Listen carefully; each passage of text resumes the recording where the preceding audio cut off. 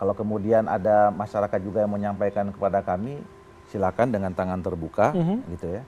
Nah, soal tadi misalnya survei, ya seperti itu kita mengambil kesimpulan, ya bisa dari perspektif mana saja, ya kan.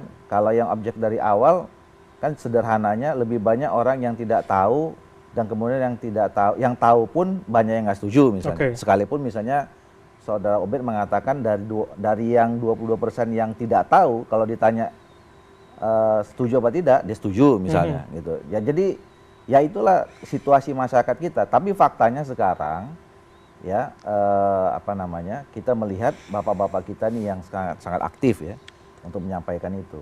Belum ada aspirasi masyarakat yang secara umum tiba-tiba juga datang ke DPR menyampaikan aspirasi itu. Tapi kalaupun itu datang, ya kami terima saja. Dengan karena itu memang haknya Bapak Ibu warga negara Indonesia.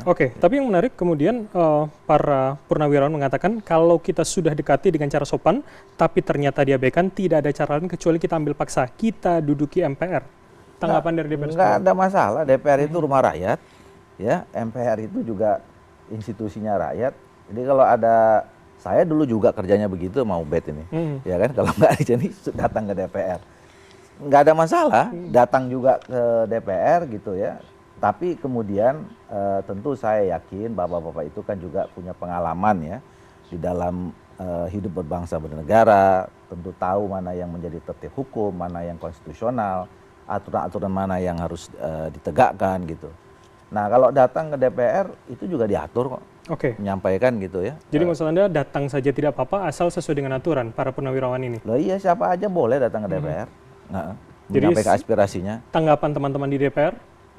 Nggak ada masalah. Nggak ada masalah? Iya, jadi kalau ya itu sesuatu hal yang biasa saja kalau pertama kali menyampaikan surat, terus kemudian surat merasa masih kurang pas gitu ya, datang ke DPR, boleh, kurang pas datang aja, mau nginep boleh juga gitu.